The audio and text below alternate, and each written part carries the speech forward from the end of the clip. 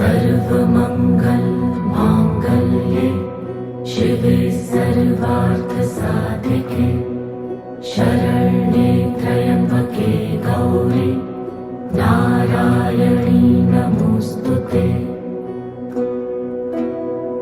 या देवी सर्वभूतेषु विष्णुमायेति शक्तिता नमस्तस्यै नमस्तस्यै नमस्तस्यै नमो नमः।